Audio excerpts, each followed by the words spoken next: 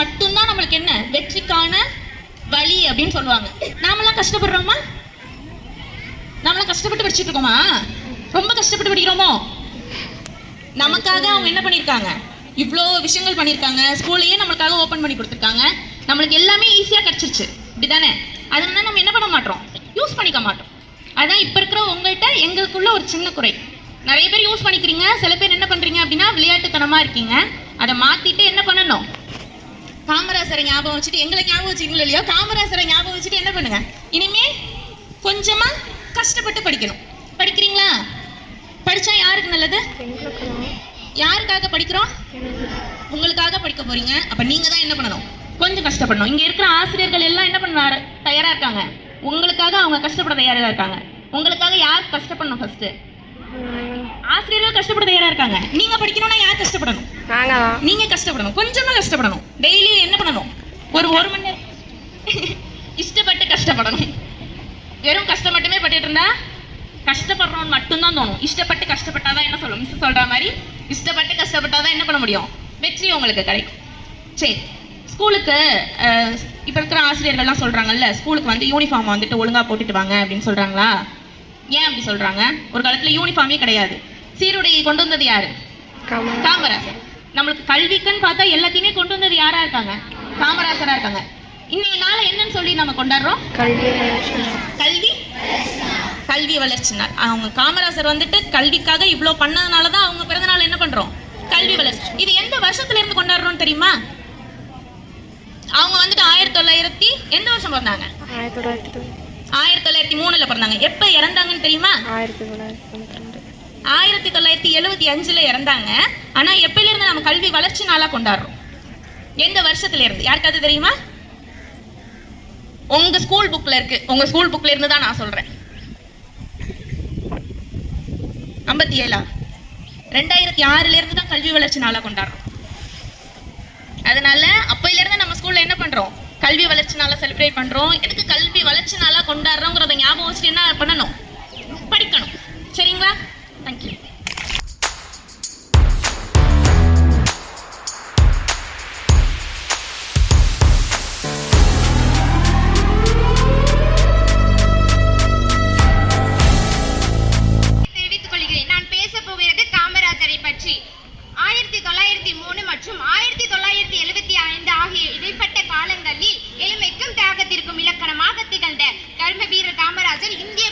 இந்திய போராட்ட வீரர் அவர்களை பற்றி நான் பேச போகிறேன். 1903 ஜூலை 15 விருதுநகர் மாவட்டத்தில் குமாரசாமி மற்றும் சிவகாமி அம்மையாருக்கு மகனாக பிறந்தார். சிறு வயதிலேயே தந்தை இருந்த காரணத்தினால் குடும்ப வறுமைக்காகவும் தனது மாமாவின் கடையில் வேலைக்கு சேர்ந்தார்.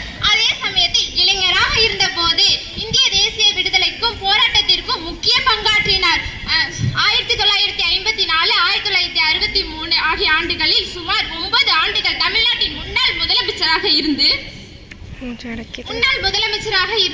தமிழ்நாட்டில் கல்வி வளர்ச்சியையும் மதிய உணவு திட்டத்தையும் கொண்டு வந்தார். மேலும் தொழில் துறைகளையும் உயர்த்தி உள்ளார். காமராஜர் மறைந்தாலும் அவர் பெருமை என்றும் அறியாது. நன்றி, வணக்கம். ஜூலை 15 1903 ஆண்டு குமாரசாமி நாடார் சிவகாமி அம்மையார் ஆகியோருக்கு மகனாக பிறந்தார். சிறு வயதிலேயே தன் தந்தையை இழந்து விட்டார். குடும்ப சூழ்நிலை காரணமாக தன் மாமாவின் துணிக்கடையில் வேலை செய்தார். இளைஞராக இருந்தபோது இந்திய தேசிய காங்கிரஸில் இணைந்து சுதந்திர போராட்டத்தில் தீவிரமாக பங்கேற்றார். வெள்ளையனே வெளியேறு இயக்கம் மற்றும் உப்பு சத்தியாகிரகம் உள்ளிட்ட பல்வேறு போராட்டங்களை பல ஆண்டுகள் சிறைவாசம் அனுபவித்தார்.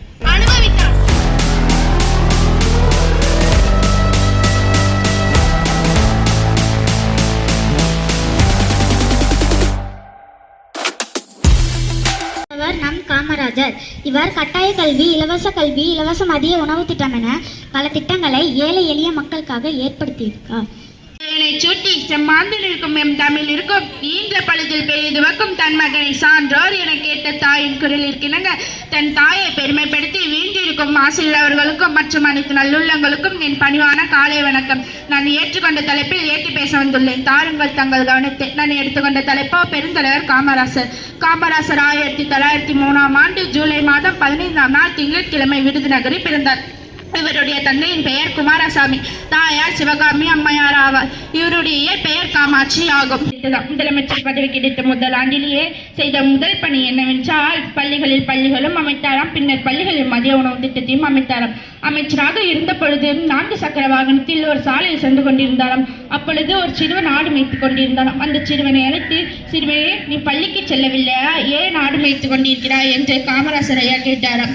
அதற்கு அந்த சிறுவன் கூறிய பதில் என்னவென்றால், ஐயா, நான் ஆடு மேய்த்தாதானே எனக்கு சாப்பாடு, பள்ளிக்கு சென்றால் ஏதையா எனக்கு சாப்பாடு என்ற அந்த சிறுவன் கூறிய பதில் காமராசரின் உணர்வு துள்ளி வர வைத்தாராம். உடனடியாக சென்றாராம். சட்ட புத்தகத்தை கையில் எடுத்து அனைத்து அரசு பள்ளிகளில் நிறுவி அவர் அந்த பள்ளிகளில் மதிய உணவு திட்டத்தையும் சீருடை திட்டத்தையும் கொண்டு வர செய்தாராம். தொடக்க பள்ளி முதல் மேல்நிலை பள்ளி வரை கொண்டு வந்தவர் நமது காமராசர் ஆவார்.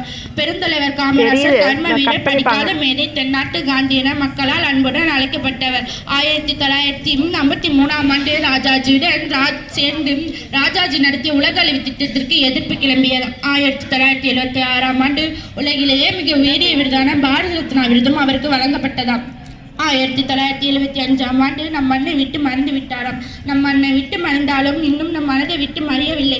பேச பழகிய பிதாவிற்கும் பெற்று பிழை நீக்கிய மாதாவிற்கும் பெற்று நாகரிகம் கற்றுக் கொடுத்த எமது குருவிற்கும் இந்த பேச்சு போட்டியில் வாய்ப்பளித்த ஆசிரியர் அவர்களுக்கும் என் நன்றியை தெரிவித்துக் கொள்கிறேன்.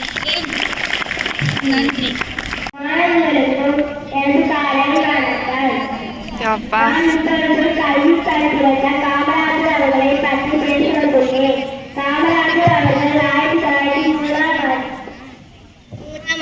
ஜூலை மாதம் 15ஆம் தேதி விருதுநகரில் பிறந்தார். இவருடைய பெற்றோர் குமாரசாமி மற்றும் சிவகாமி அம்மையார் ஆவார்.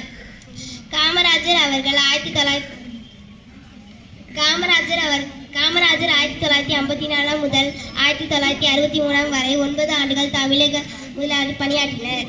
இலவச கல்வி, இலவச மதிய உணவு திட்டம் என பல திட்டங்களை தொடங்கி வைத்தார். நன்றி.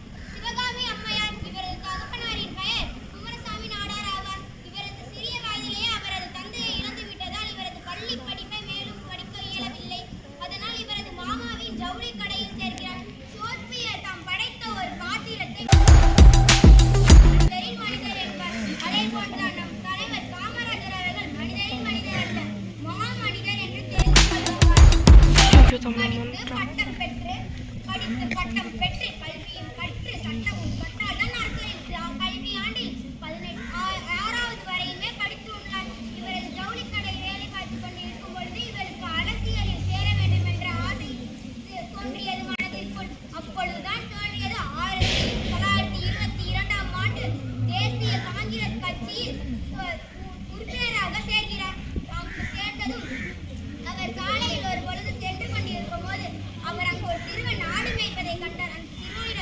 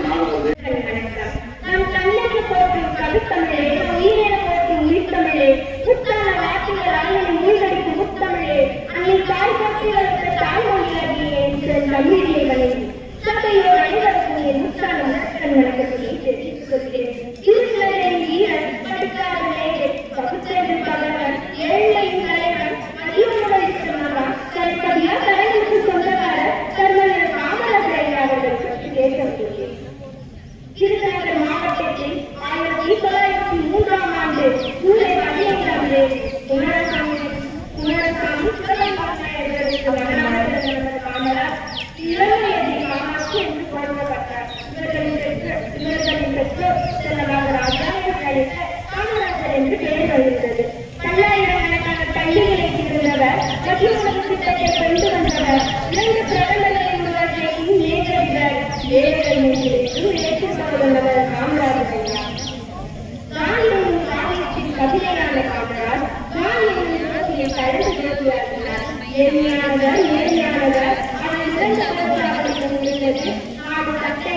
இந்திய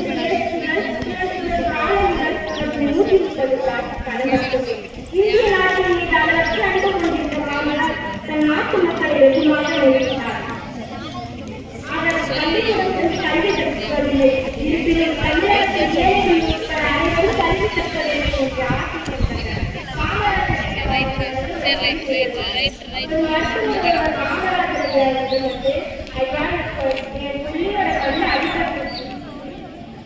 என் பிள்ளையோட கண்ணு அடிபட்டுச்சு. நீங்க ஒரு நாள் கூட லண்டனுக்கு சிகிச்சை எடுக்கலனா என் பிள்ளையோட காலையே செய்யணும்யா. ஆனா மேலதிகாரி என்ன சொல்றாங்கன்னா 15 நாளுக்குள்ள லெட்டர் எழுதி போடுங்க, கட்டப்படி 15 நாள் முறையாதான் இந்த லண்டனுக்கு போகணும்னு சொன்னாங்க. நீங்க தான் ஏதாவது வழிகாட்டணும் அப்படின்னு அந்த மருத்துவர் காமராஜர் ஐயா என்ன சொன்னாங்க. அந்த காமராஜர் ஐயா என்ன பதில் சொன்னாங்க தெரியுமா? உடனே சர்ச்சையே கூட கொடுத்தாங்க. மேலதிகாரிகளுக்கு சிரிச்சு சொல்லுங்க, பாரப்போனா கட்ட ஒன்று பாரல கொடுக்காது. நீங்க என்ன பண்ணீங்க ஏழு பண்ணீங்க எனக்கு தெரியாது. நீங்க அந்த பிள்ளைக்கு 3 நாளுக்குள்ள லண்டனுக்கு போனாரு. நீங்க எல்லாரும் படிக்கிறீங்க அப்படின்னு சொன்னாங்க. அதுக்கு வாதியாளர்கள் மக்களோடு மக்களாக வாழ்ந்தவர் நம்ம காமராஜர் ஐயா என்பதற்காக நிதர்சனமாக உள்ளது. பேச்சின் முடிவில் நடக்குவது வழக்கம். பேச்சு வரைக்கும் நன்றி வணக்கம்.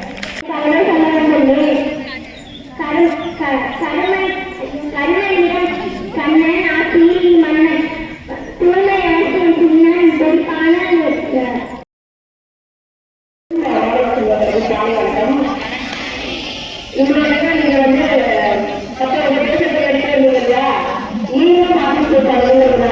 Baiklah rasa.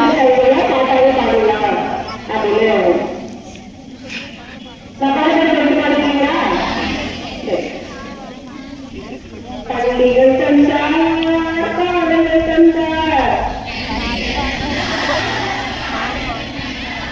கல்வியும் தந்தார், கட்டிடம் தந்தார், வளைகள் தந்தார், அலைகள் தந்தார், உணவும் தந்தார், உடையும் தந்தார், அலைகள் தந்தார், உணவும் தந்தார், உடையும் தந்தார், கல்விகள் தந்தார், பாடங்கள் தந்தார், கல்வியும் தந்தார், கட்டிடம் தந்தார், எளிமையானவர், அருமையானவர், நேர்மையினானவர், நன்றியுள்ளவர். பாடுறீங்களா? சத்தமா கேட்குது. சத்தமா. எளிமையானவர், அருமையானவர், நேர்மையினானவர்,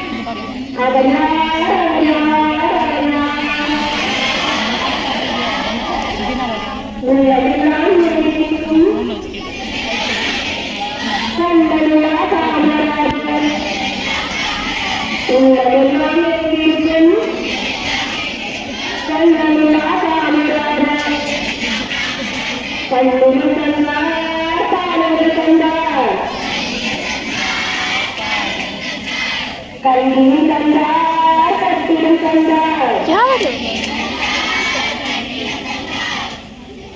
12, 11, 11.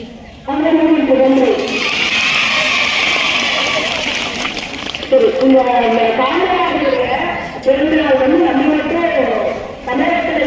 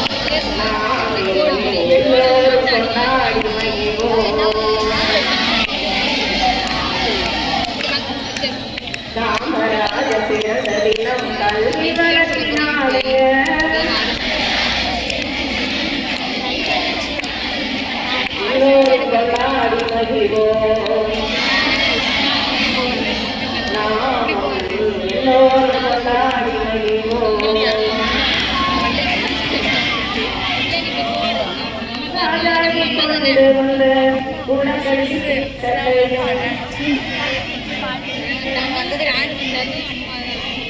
பக்குவமாய் ஒழித்து கட்டி கண்கள் தந்தாரம்மா.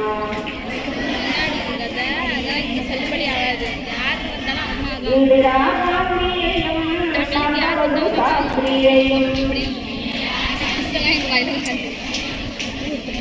பிரதமராக்கி வைத்தார் நமக்கு நேசரம்மா. நாட்டிலேயே இவர் போல பெருந்தலைவர் எவருண்டோ?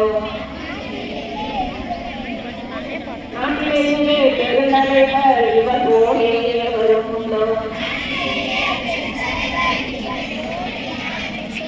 உன்னை படித்தவர்கள்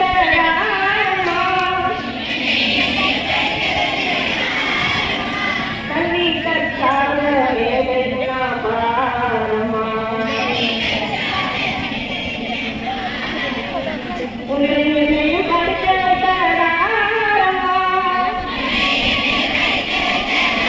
ரஜினிதா பவ்யா கற்காத வேதனா பாரமா. காமராஜ பிறந்த தினம் கல்வி வளர்த்தினார்